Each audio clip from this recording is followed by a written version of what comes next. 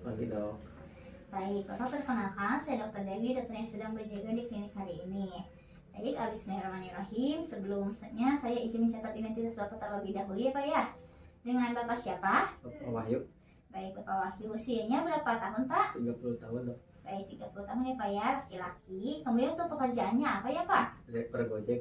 Oh, driver Gojek. Baik, Bapak alamatnya di mana Pak? Karawang. Di Karawang. Kemudian Bapak agamanya apa? Islam dok. Baik, Islam ya Pak ya. Baik, Bapak ada keluhan apa ya Pak ya? Ini dok kuning dok. Oh baik, ada keluhan kuning. Kemudian untuk sakit kuningnya ini sudah berapa lama ya Pak ya? Kurang lebih 2 mingguan dok. Oh 2 minggu, baik. Untuk sakit kuningnya ini semakin kesini semakin memberat atau sama saja ya Pak ya? Sama saja dok. Oh baik, sama saja. Apakah ada keluhan lemas Pak? Ada dok. Ada. Kemudian apakah ada keluhan gampang lelah gitu Pak? Iya dok, sekarang gampang lelah. Oh baik, gampang lelah ya Pak ya. Kemudian ada demam Pak? Ada dok. Baik, ada. Untuk mual dan muntahnya apakah ada? Ada dok. Baik, untuk nafsu makannya sekarang bagaimana ya Pak ya? Untuk sekarang nafsu makan agak menurun dok. Oh, agak menurun. Baik, kemudian apakah ada gatal-gatal Pak di kulitnya? Ada dok.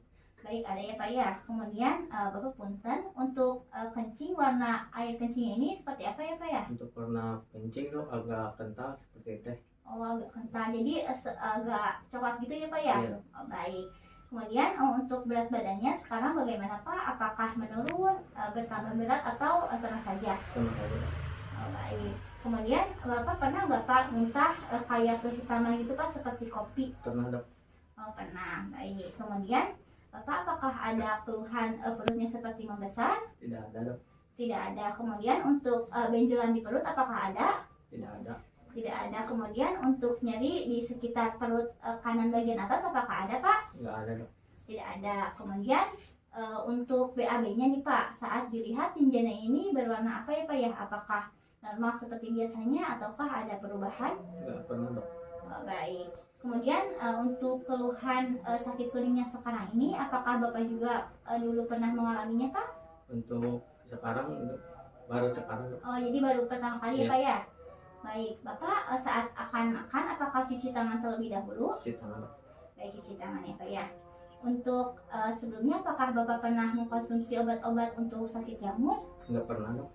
Tidak ada. Kalau obat-obatan untuk TBC apakah pernah? Nggak pernah dok. Oh, nggak pernah. Kemudian untuk obat-obatan untuk anti kejang apakah pernah Pak? Tidak juga dok. Oh, tidak. Kemudian apakah Bapak mempunyai kebiasaan mengkonsumsi alkohol dalam jangka waktu yang lama? Enggak dok.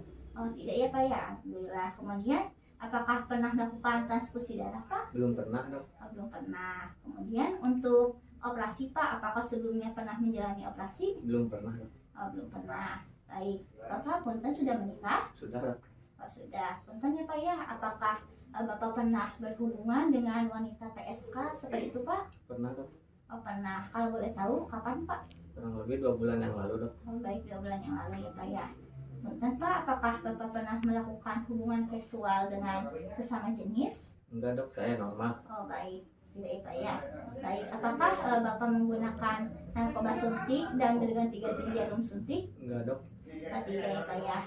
Baik. Di keluarga Bapak apakah ada yang mengalami thalassemia atau kelainan seperti sel darah merah seperti itu Pak? Enggak ada dok. Oh, tidak ada. Kemudian di keluarga Bapak apakah ada yang mengalami sakit kuning seperti Bapak? Enggak ada dok. Oh, tidak ada.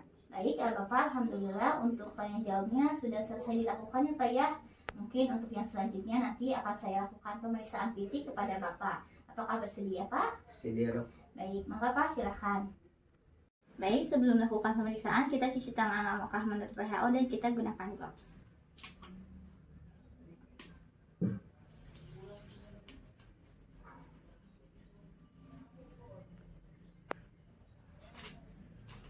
Silakan Bapak berbaring di tempat pemeriksaan.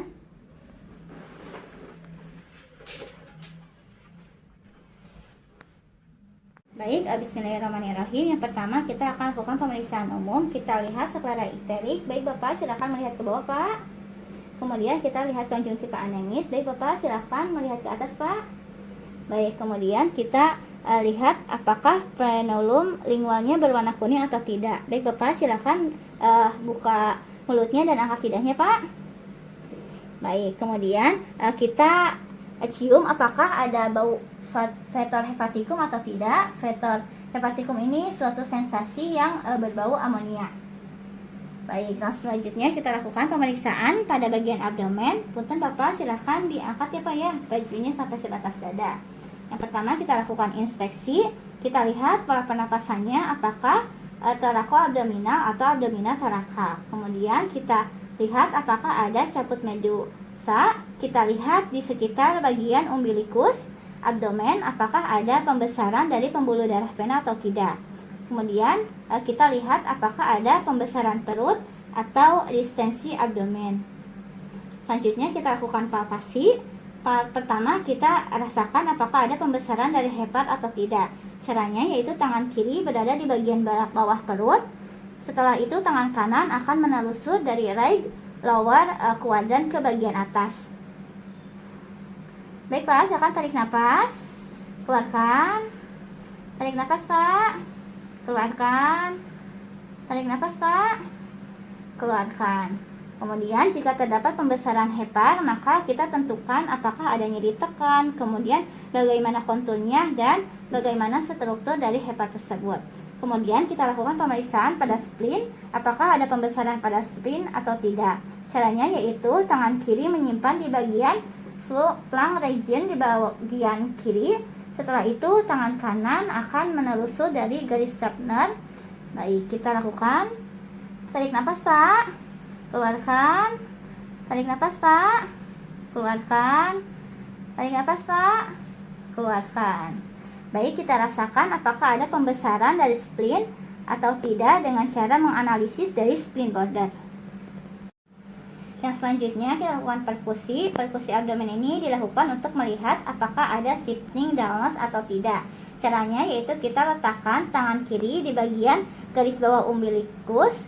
Selanjutnya tangan kanan mengetuk di bagian jari tengah. Kemudian kita dengarkan apakah suaranya timpani atau dullness.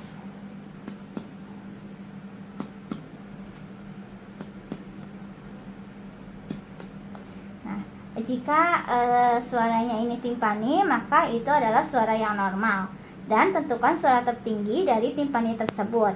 Kemudian setelah itu kita telusuri ke bagian lateral abdomen.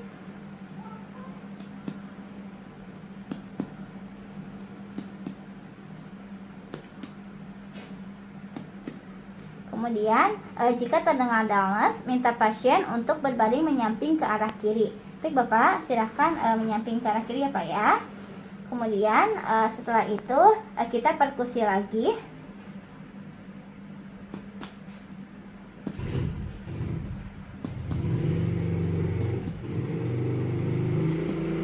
Jika ada akites, maka seharusnya yang asalnya timpani ini menjadi dullness karena ada perpindahan cairan. Kemudian kita minta pasien untuk berbaring seperti biasa. Maka Pak, silakan berbaring seperti biasa. Kemudian kita akan melakukan perkusi dari hepar. Caranya itu dengan melakukan perkusi dari right lower quadrant atau midclavicular line. Kemudian kita lakukan perkusi.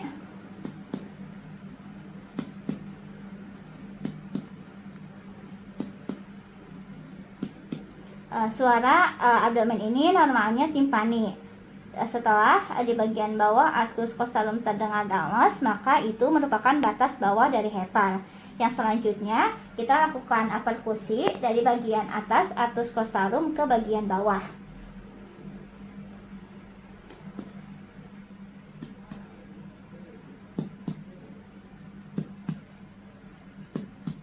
Nah, jika suaranya ini terdengar dullness, maka itu merupakan batas atas dari hepar. Yang selanjutnya kita lakukan auskultasi. Kita lakukan auskultasi pada abdomen untuk mendengarkan bising usus dengan menggunakan bagian diafragma dari stetoskop. Kita letakkan di bagian atas umbilikus atau ke arah kanan. Kemudian kita dengarkan bising usus ini selama 1 menit. Setelah itu kita juga periksa apakah ada vascular bleed atau tidak dengan cara yang sama.